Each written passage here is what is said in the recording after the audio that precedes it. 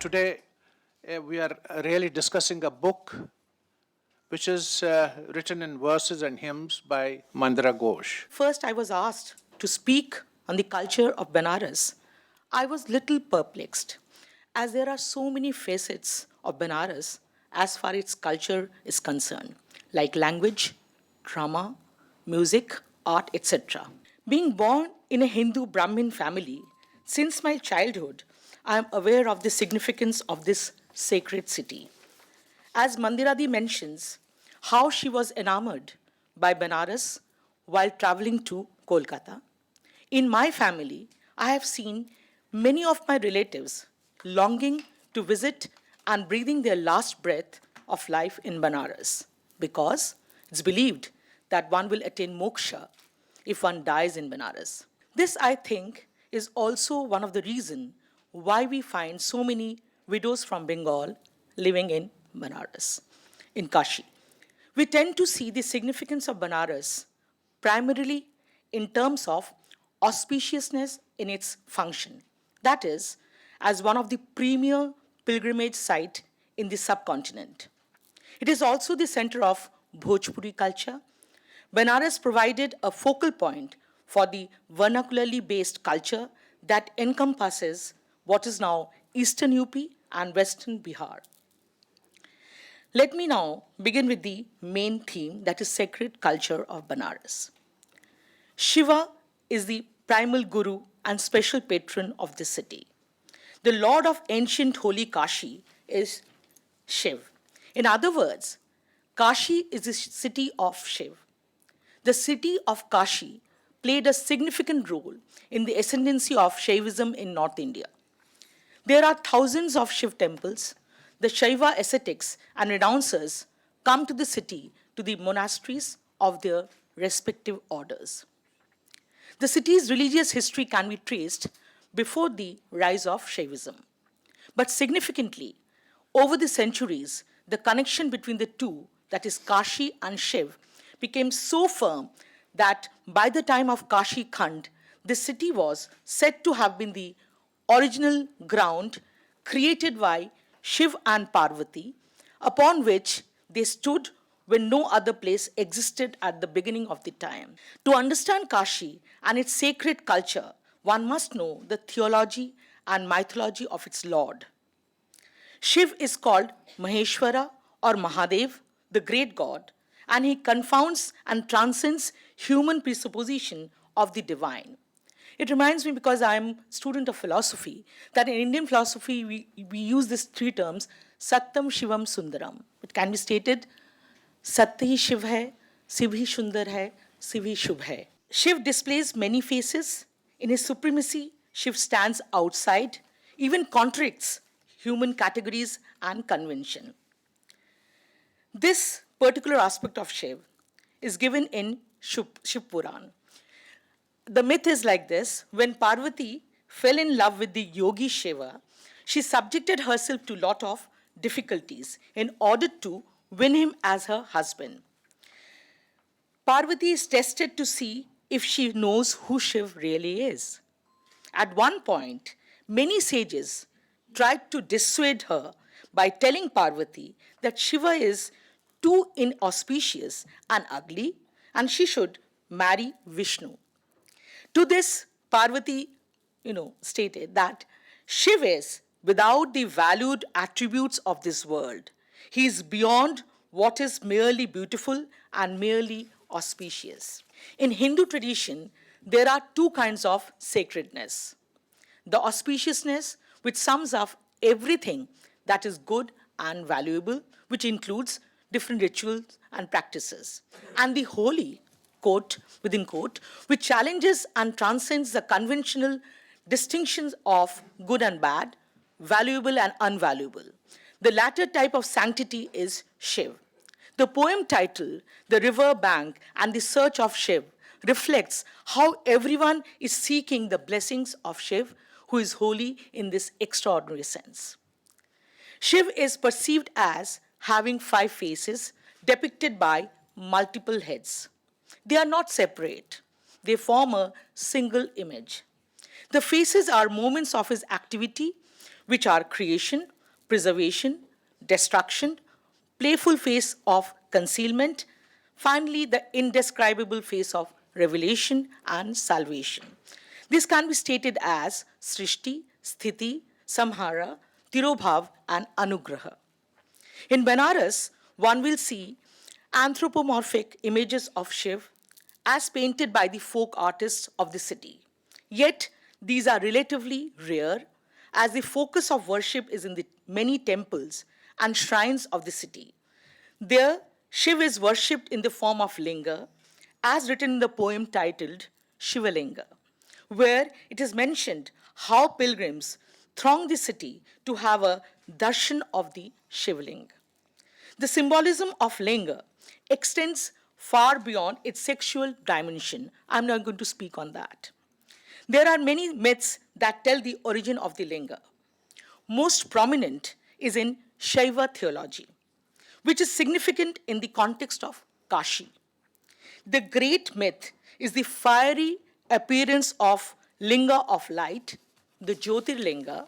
It recounts the first appearance of Shiva linga, which pierced the three worlds as a brilliant shaft of light. The Jyotirlinga is a supreme, partless reality, out of which Shiv may sometimes appear in bodily form as a partial reality. The myth of the Jyotirlinga is very important mythologically and for Kashi symbolism. For here in this city, that fiery column of light is said to have appeared.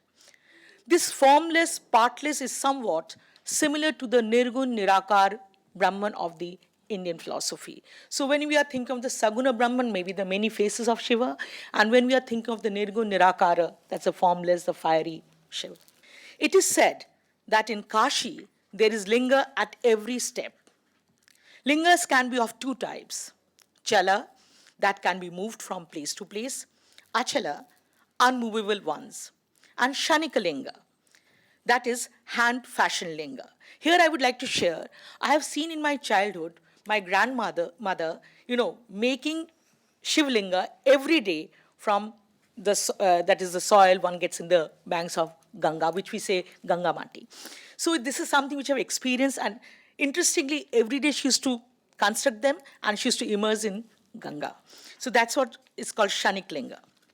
And non-moving lingas can be of two types. One is Swayambhu, that is emerged from the soil miraculously, and there are 68 Swayambhu lingas. And these Thapita ones, that is the established ones. Now to mention the temples of today. Omkara, one of the most important lingas in Kashi, unfortunately, today it has all disappeared. Omkara is the supreme wisdom, worshipped fivefold, granting liberation to the creatures. Vishwanath, the main temple of Kashi, which is mentioned in the verses in many ways written by Mandiradi. The main temple of Kashi is the most preeminent Shivalinga of Benares. In Sanskrit literature, Vishwanath is also called Vishveshwara. As one of the poem also mentions, both, that is Vishveshwara and Vishwanath, means Lord of all. All means the Vishwa. Local worshippers proudly calls it Kashi Vishwanath. This linga is significant, partly because so many people have centered their devotion here for so long. The sacred culture of Kashi is reflected in the wisdom well, Gyan Bapi, as written by Mandiradi in one of her poems. It suggests that here the pilgrims come to sip the water and take a vow of intention. At the outset of the pilgrimage and also at the end of it. That is the sankalpa, they take it, the vow. The significance of this well also rests on the myth that this is said to have been dug by Shiv himself. This is the first pure water, supposed to be a liquid form of wisdom or gyan. It's believed that this well had been in Kashi long before the Ganges came to earth. Now, you will find many iron bars have been installed across the top to prevent the occasional suicides of liberation seekers or moksha prapti, who would plunge into the well happy to die in Kashi. That's the beauty of Kashi. I would like to conclude by mentioning an interesting point. I do not know how many of you are aware of it present here. The city's earliest name used to be Abhimukta, which has fallen into disuse. This name has come from another linga, Abhimuktashwara, which was of supreme importance in Kashi from Gupta time until the 12th century, and which today occupies only a small corner of the temple of Vishwanath. Both the lingas are called Swayambhu. This presentation will remain incomplete if I do not mention Manikarnika. Vishveshwara is often linked with the greatest of the river ghats.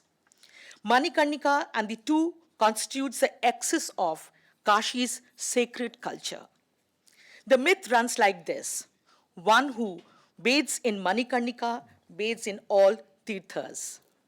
One who sees Vishveshwara makes all pilgrimage. One should always see Vishveshwara and always bathe in Manikarnika, as mentioned in Kashi Khand. On a lighter note, let's accept whether we are religious or not, we seek moments of peace in our everyday lives. And I believe one gets that on the ghats of Benares. Thank you.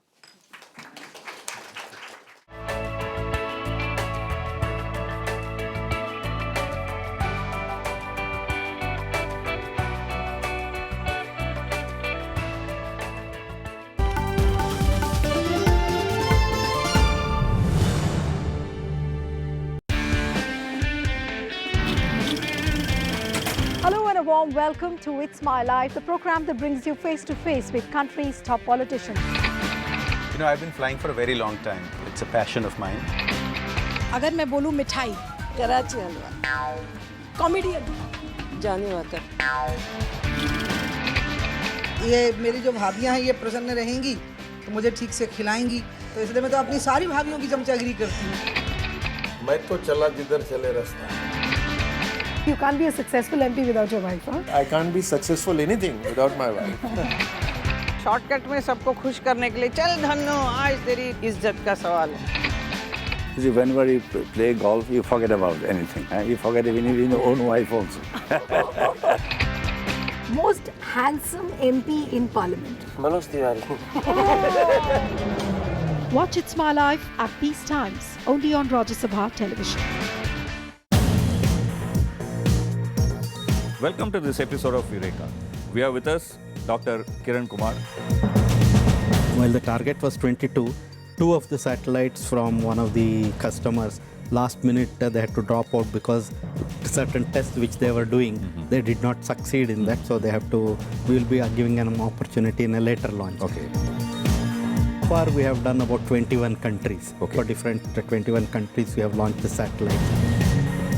57 is our last number. With this it will become 57 plus another 70.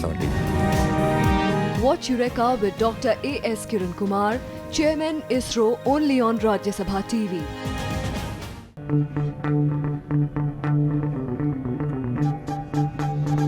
Art arisen from a multi-hued cultural canvas.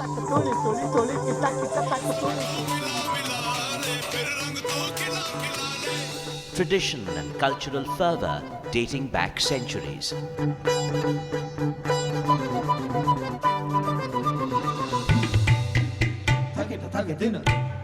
And encircling them all, there's a magic that awes. Embrace your nation's brilliant human warmth.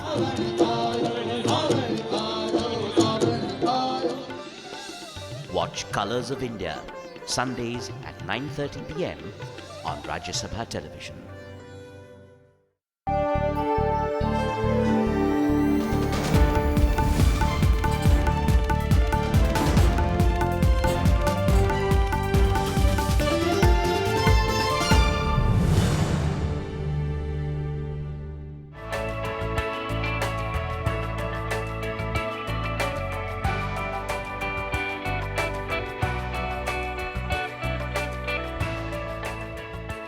I'm very happy and honored that the organizers and Mondir especially has called me, here to talk about Benares.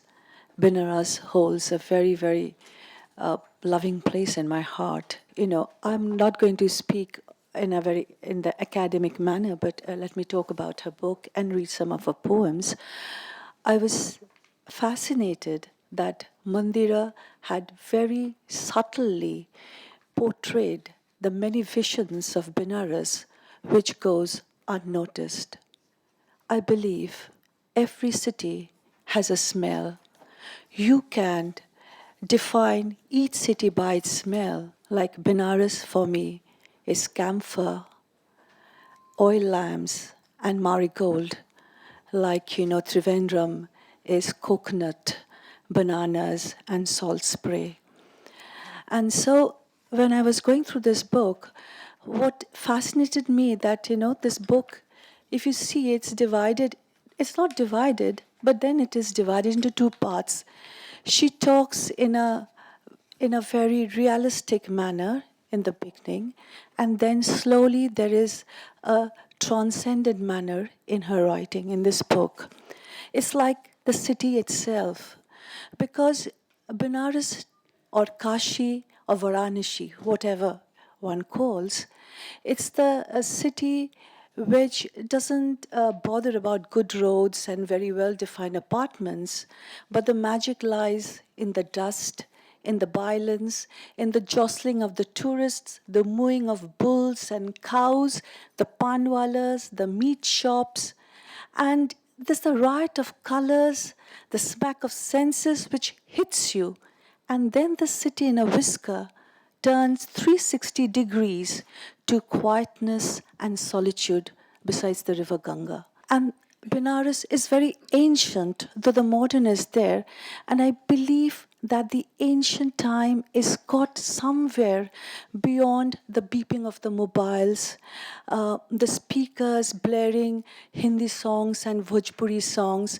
beyond internet and Western Union money changing, somewhere in the ordinariness, in the everydayness of life. And why does everybody writes about Benares? Benares is like any other North Indian provincial city. So what's great about that? Because that city is like, you cannot have any ambivalence towards the city. You either have to like the city or not like the city. You have to embrace the city first for the city to embrace you. You cannot have a two-way kind of thing about it. So reading this book, I'm going to read some of her poems, what would illustrate this. I felt, I got an answer, but I felt, like here, the soul of the East, transmutes and then transforms and manifests in the very lives of the people. And possibly, the city swells in the afternoon haze to meet this stillness which is there inside the city, deep inside the city, when you tear off the outer covers of tourism, of jostling, of businessmen, of anything, there is. And this is a city which lives on the ghats and also under the umbrellas. And I feel, because it's so full of shrines and temples, that maybe here the gods come down with outstretched arms, and embraces, little emperors and slaves, and possibly those, clumps of grass which grows on the skin of the stone steps. She has a poem on steps also. And the steps, they recede to the river. And the river, like a prophet, flows calmly, taking everything in, and flows to the horizon, which again arches to the sky. And Benares is, it's a combination of a modern and a very ancient city where the borders are so porous as not to be borders at all. And I feel it's a massive painting across time, where, each moment, new stories are created to rot, to give birth to complete stories, incomplete stories, and also it asks the spectators to weave their own stories. So I'm going to read a few poems. Like I said, the still center of Benares, which is there, which is Mandira has very aptly portrayed in her poem called Still. It's called Still. Still, time remains still. Still, water remains still.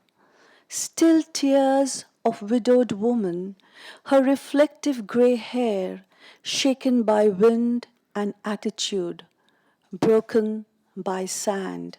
Still, voices, still, their voices are still.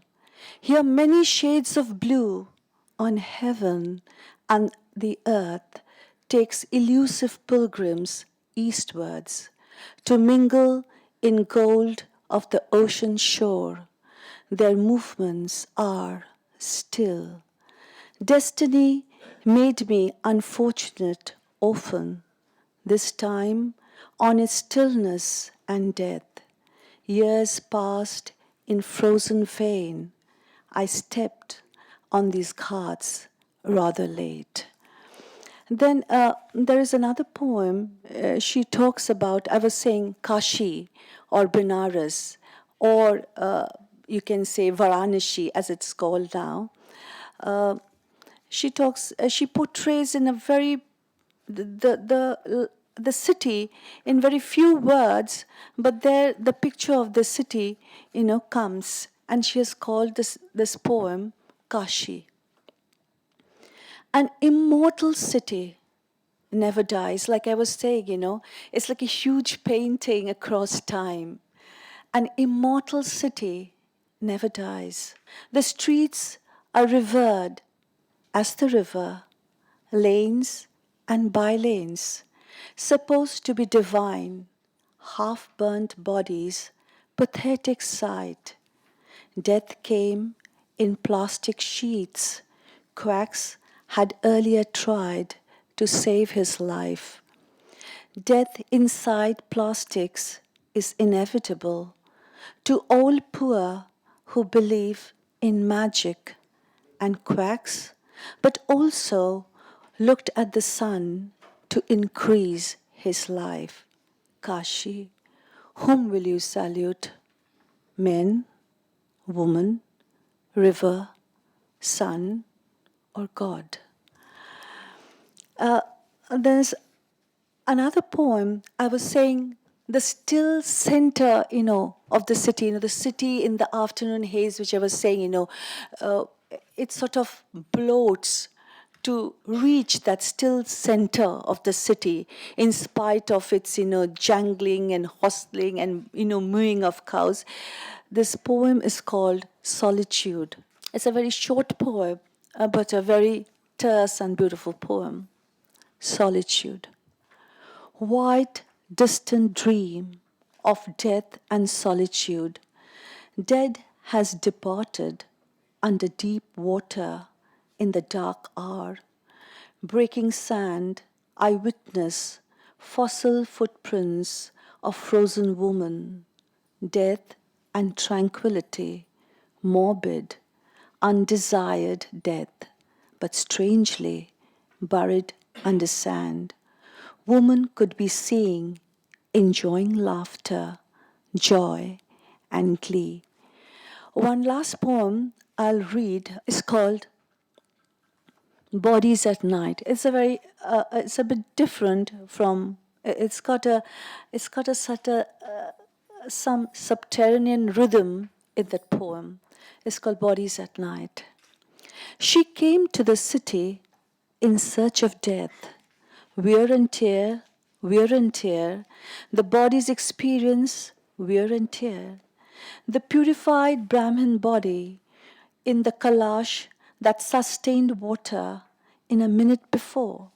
Fire and ash, mingles in the river water as the winds lash, fire and water, wind and earth, ether contained elements of mirth. Varuna and Asi, the rivers unite and gave its land fertility and life. Light has its own character, sight has its own metaphor, might has its own strength, night is not always a blind chapter. So you see, this is the enigma of Kashi. It is dark and it is not dark. It is light and it's not light. Each has to find its own meaning in Varanasi. Thank you.